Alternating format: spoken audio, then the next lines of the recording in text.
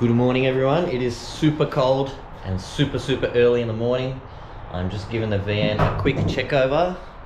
Yep, engine's still in there. Good, looks good to me. And we're heading back to the dyno. As you know, this car had valve float the first time we got it tuned, so its limiter is currently set at 65 or 6600 around there. Until I did valve springs, which I did a few videos ago, so now the car is going back on the dyno to see if it'll make just a little bit more power, but more so need the RPM. But to start off this video, I'm going to show you a new product that I came across. So 99% of these VNs have an aftermarket key. The genuine ones have the Holden logo on one side and it says Holden on the other side. Now I've seen those genuine keys, blanks, go for ridiculous money, $200–300. Anyway, so these guys, Commgear, have come up with a solution to that, and they have done a reproduction of the factory key. So if you see on this side, it has Holden and the logo on the other side, and they come as blanks, obviously. Get them cut. So that's what I'm going to do now. I'm going to go get one of these keys cut because I don't have a spare, which is a very nerve-wracking thing because I'm really good at losing keys. So big thank you to Commgear. I'm going to go get these keys cut, and now I'll have 2 spares. So thank you very much, Commgear, for sending me these keys. I really appreciate it. Go hit the link down below to grab one of their replacement factory looking VN keys. They are super cheap. They do a few other little knickknacks as well. Only 35 bucks for a key. And the good thing for me is they're local here in the western suburbs, literally around the corner. So support a local business, sounds good to me. So let's go get one of these keys cut and then head back to Allsparks and put this thing back on the dyno.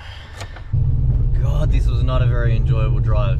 The freezing weather with no heater mixed with the traffic on the Melbourne freeways at 8:30 in the morning is killer. You'll notice that I whinge a lot about being cold, but you'll notice in a few months I'll whinge about it being too hot in summer. I'll whinge about my neighbour's leaves in autumn. And in spring, I'll whinge that there's nothing to whinge about. So you're just gonna have to put up with my whinging in these videos. But here we are back at Allsparks.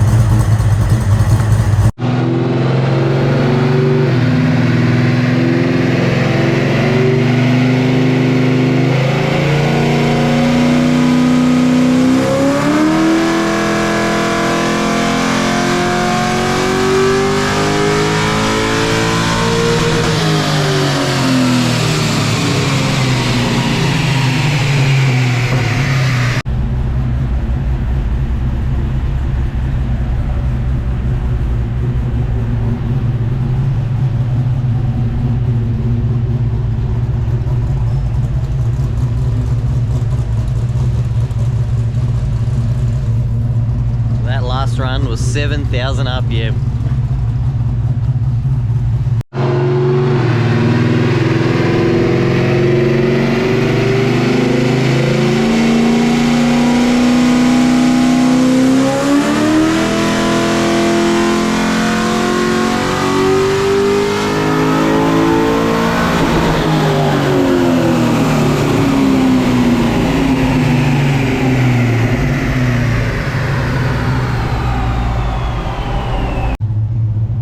Last runs were 7,000 RPM, and that sounds absolutely insane. It sounds like it's going to shoot a rod out of the block, to be honest. But anyway, should hold together. It's got some rod bolts, so we'll see how we go.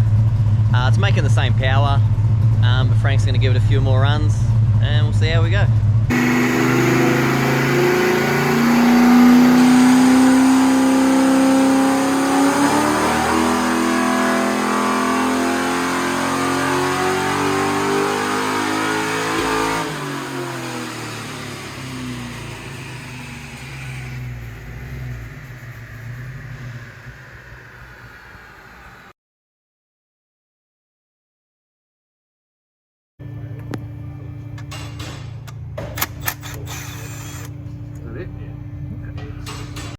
Well, I'm getting an Uber because my car's broken at that shop on the corner. Oh, yeah, what happened?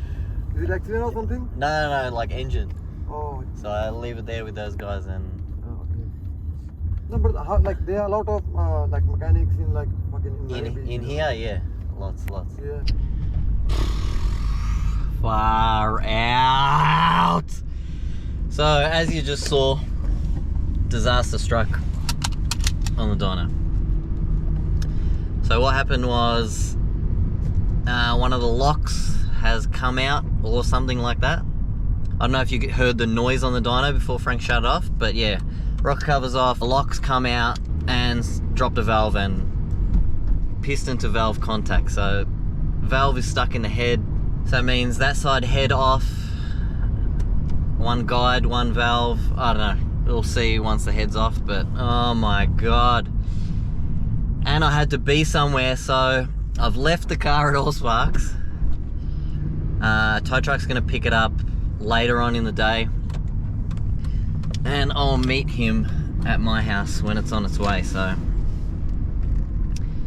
All the parts, all the carnage are in the car, so I'll show you that stuff when the car's back safe and sound.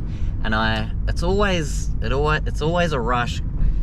You know, I had to be somewhere now and the truck couldn't come till later. And I fly out to go to Tassie tomorrow, so it has to be today.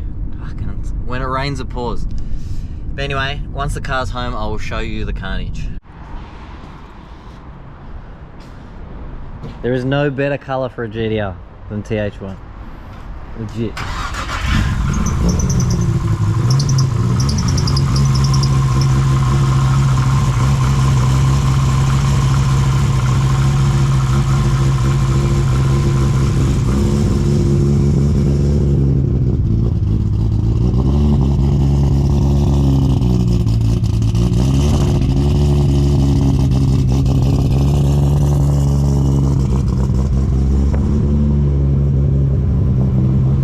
What box is in it? Wow. Get the camera underneath, look at it.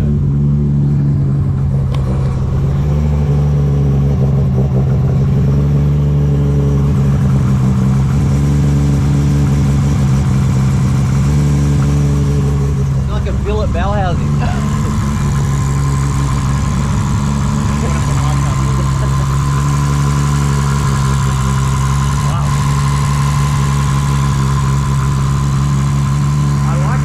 Crazy spot. It's like a challenge.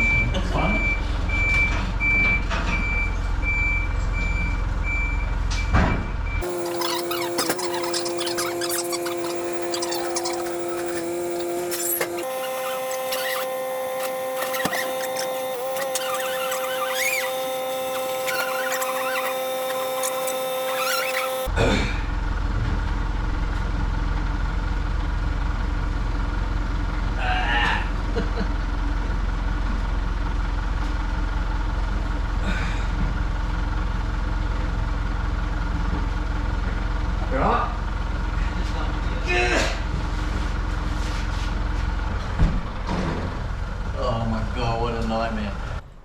Alright, so car is home safe and sound, thank God. That's all I really wanted to get done today. And so now I can show you the carnage. So this is obviously a valve spring with a retainer, 2 locks that sit in top. Now what happened on the dyno? A noise happened upon removing the rocker cover. One of these was just sitting in the head, and this one was jammed down into the retainer. And unfortunately, in turn, it dropped the valve. We got piston to valve action, bent the valve, which smashed the spark plug. And I will show you in here.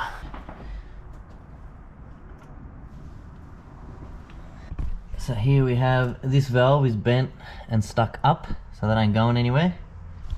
Frank said best case scenario, it has just marked the piston, pull the head off, do a valve and a guide, or maybe a full set of valves, whatever, and put it back on. It should be fine, but you don't know until we pull the head off. So here we go again. Do I do heads while they're off? I don't know. I don't know why it happened. I'm gonna say from when I did the valve springs. So 99% my fault. Which, fair enough, I'll cop that. If it's your own fault, you can only be angry at yourself. I'm actually gonna go back into the video and see, because I actually did 2 valve springs. I only did 2. And I reckon it's this one. So I can't even blame Daniel. But anyway, shit happens, it doesn't matter. I'm just assuming that those locks weren't seated 100% properly. And you're gonna have to go back and check them all now. The car, it's really weird because the car drove fine. Since we did the valve springs, I've been driving this around a fair bit. I've been thrashing it, and it's been fine. No noises, no nothing. And just there on that last dyno run, popped out and catastrophe. So I don't know what to do now. I need a break from this car. It's absolutely kicking me in the ass. And, god damn it, getting it on the tow truck, this just decided to break. So this is the neutral lockout. So to get it from neutral into reverse or park, you got to flip this forward and then you can shift up. And it clean snapped off. And this is not something that you like bang hard, you just lift it. So I don't know. I'm gonna have to pull that out, pull it apart to weld it back together. Another fucking drainer. But anyway. And just because shit happens in threes, after the car came off the dyno, I put the hubcaps back on, and being angry at the time, I managed to break one putting it back on.